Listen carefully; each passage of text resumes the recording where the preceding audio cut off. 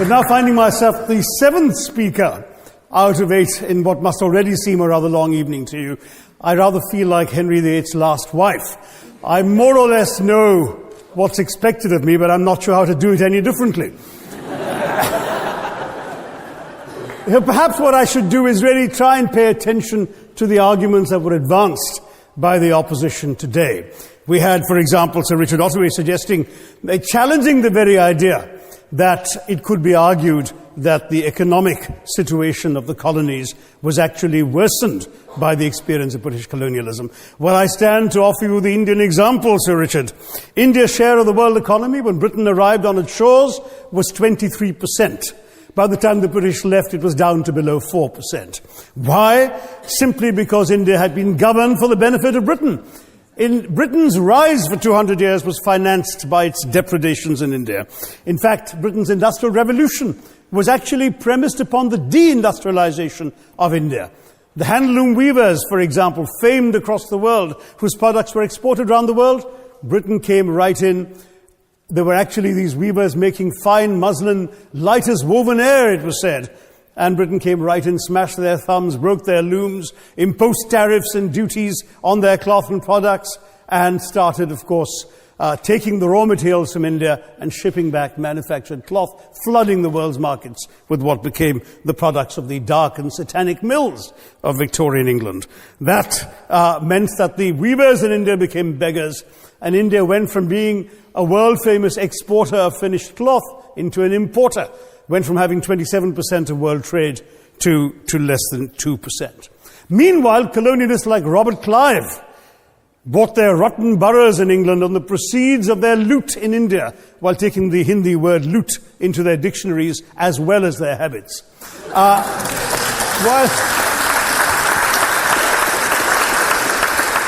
And the British had the gall to call him Clive of India, as if he belonged to the country, when all he really did was to ensure that much of the country belonged to him. By the end of the 19th century, the fact is that India was already Britain's biggest cash cow, the world's biggest purchaser of British goods and exports, and the source of highly paid employment for British civil servants. We literally paid for our own oppression. And as has been pointed out, the wealthy Victorian British families that made their money out of the slave economy, 1/5 of the elites of the wealthy class in Britain in the 19th century owed their money to transporting 3 million Africans across the waters. And in fact, in 1833, when slavery was abolished, what happened was that a compensation of £20 million was paid, not as reparations to those who had lost their lives or who had suffered or been oppressed by slavery, but to those who had lost their property. I was struck by the fact that your Wi-Fi password at this union commemorates the name of Mr. Gladstone, the great liberal hero. Well, I'm sorry, his family was one of those who benefited from this compensation.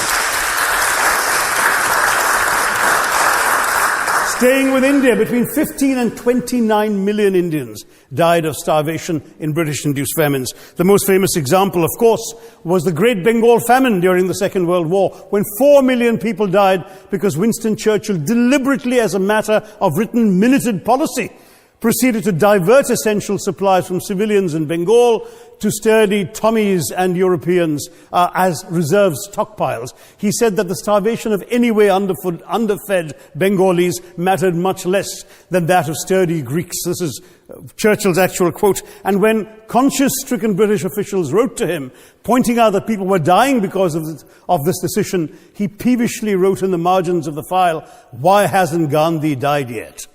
So all notions that the British were trying to do their colonial enterprise out of enlightened despotism, to try and bring the benefits of colonialism and civilization to the benighted heathen. I'm sorry, Churchill's conduct in 43 is simply one example of many that gave a lie to this myth. As others have said on the proposition, violence and racism were the reality of the colonial experience. And no wonder that the sun never set on the British Empire, because even God couldn't trust the English in the dark. Let me take World War I as a very concrete example, since the first speaker, Mr. Lee, suggested these things couldn't be quantified. Well, let me quantify World War I for you. Again, I'm sorry, from an Indian perspective, others have spoken of other countries. 1/6 of all the British forces that fought in the war were Indian. 54,000 Indians actually lost their lives in that war. 65,000 were wounded. Another 4,000 remained missing or in prison. Indian taxpayers had to cough up £100 million in that time's money. India supplied 70 million rounds of ammunition, 600,000 rifles and machine guns, 42 million garments were stitched and sent out of India, and 1.3 million Indian personnel served in this war. I know all this because, of course, the commemoration of the centenary has just taken place. But not just that. India had to supply 173,000 animals, 370 million tons of supplies, and in the end, the total value of everything that was taken out of India, India, by the way, suffering from recession at that time and poverty and hunger, was, in today's money, £8 billion. You want quantification? It's available. Second World War, it was even worse, 2.5 million Indians in uniform. I won't belabor the point, but of Britain's total war debt of £3 billion, in 1945 money, 1.25 billion was owed to India and never actually paid. Somebody mentioned Scotland. Well, the fact is that colonialism actually cemented your union with Scotland. You know, the Scots had actually tried to send colonies out before 1707. They'd all failed, I'm sorry to say. But then, of course, came union, and India was available, and there you had a disproportionate employment of Scots. I'm sorry, Mr. Mackenzie has to speak after me. Engaged in this colonial enterprise as soldiers, as merchants, as agents, as employees, and the earnings from India is what brought prosperity to Scotland, even pulled Scotland out of poverty. Now that India is no longer there, no wonder the bonds are loosening.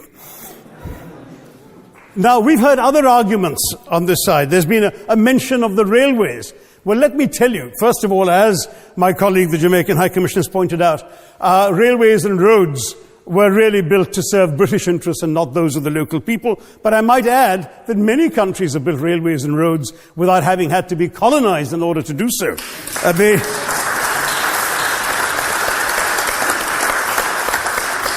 They were designed to carry raw materials from the hinterland into the ports to be shipped to Britain. And the fact is that the Indian or Jamaican or other colonial public, their needs were incidental. Transportation, there was no attempt made to match supply to demand for mass transport, none whatsoever.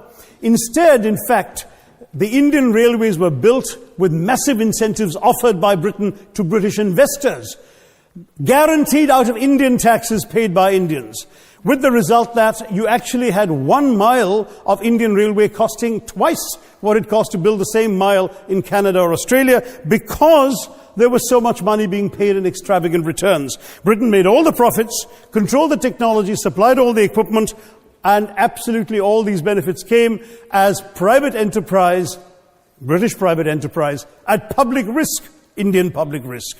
That was the railways as an accomplishment. We're hearing about aid. I think it was again Sir Richard Ottaway who mentioned British aid to India. Well, let me just point out that British aid to India is about 0.4% of India's GDP. The government of India actually spends more on fertilizer subsidies, which might be an appropriate metaphor for that argument. If I may point out as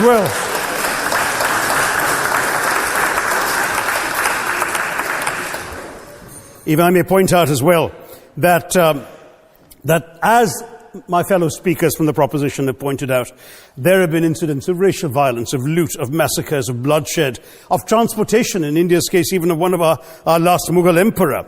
Yes, maybe today's Britons are not responsible for some of these depredations, but the same speakers have pointed with pride to their foreign aid. You're not responsible for the people starving in Somalia, but you give them aid. Surely the principle of reparations for the wrongs that have been done cannot be denied. It's been pointed out, for example, the dehumanization of Africans in the Caribbean, the massive psychological damage that has been done, the undermining of social traditions, of property rights, of the authority structures of these societies, all in the interests of British colonialism. And the fact remains that many of today's problems in these countries, including the persistence, in some cases the creation of racial and ethnic and religious tensions, were the direct result of the colonial experience. So there is a moral debt that needs to be paid.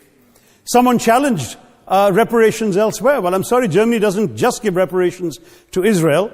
It also gave reparations to Poland. Perhaps some of the speakers here are too young to remember the dramatic picture of Chancellor Willy Brandt on his knees in the Warsaw Ghetto in 1970. And there are other examples. There is Italy's reparations to Libya. There's Japan's to Korea. Even Britain has paid reparations to the New Zealand Maoris. So it's not as if this is something unprecedented or unheard of that's going to somehow open some sort of nasty Pandora's box. No wonder Professor Lewis reminded us that he's from Texas. There's a wonderful expression in Texas that summarizes the arguments of the opposition: all hat and no cattle. Now, if I can just quickly look through the other notes I was scribbling while they were speaking. There was reference to democracy and rule of law. Let me say with the greatest possible respect, it's a bit rich to oppress, enslave, kill, torture, maim people for 200 years and then celebrate the fact that they're democratic at the end of it.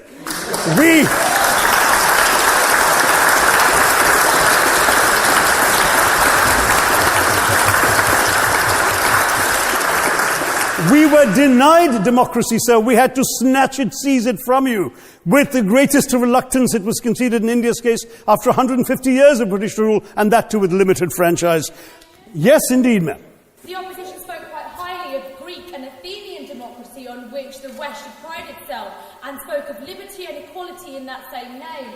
The Athenian democracy was only functioning because of the slave society on which it was built. That's the nature of colonisation.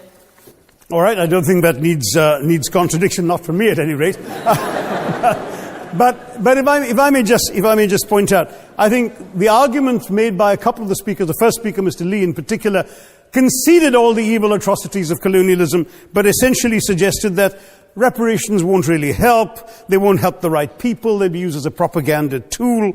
They'll embolden people like Mr. Mugabe. It's always nice how in the old days, I'm sorry to say that the people of the Caribbean used to frighten their children into behaving and sleeping by saying Sir Francis Drake would come after them. That was a legacy of that. Now it's Mugabe will be there. So this is the new sort of Sir Francis Drake of our times. The fact is very simply, sir, that we are not talking about reparations as a tool to empower anybody. They're a tool for you to atone for the wrongs that have been done. And I am quite prepared to accept the proposition that you can't evaluate, put a monetary sum on the kinds of horrors people have suffered. Certainly no amount of money can expiate the loss of a loved one, as somebody pointed out there. You're not going to be able to figure out an exact amount. But the principle is what matters. The fact is that to speak blithely of sacrifices on both sides, as an analogy was used here, a burglar comes into your house, ransacks the place, stubs his toe, and you say, well, there was a sacrifice on both sides. That, I'm sorry to say, is not an acceptable argument. The truth is that we are not arguing specifically that vast sums of money need to be paid. The proposition before this House is the principle of owing reparations, not the fine points of how much is owed, to whom it should be paid. The question is there a debt? Does Britain owe reparations? As far as I'm concerned, the ability to acknowledge a wrong that has been done, to simply say sorry, will go a far, far, far longer way than some percentage of GDP in the form of aid. What is required, it seems to me, is accepting the principle that reparations are owed. Personally, I'd be quite happy if it was £1 a year for the next 200 years after the last 200 years of Britain and India. Thank you very much, Madam President.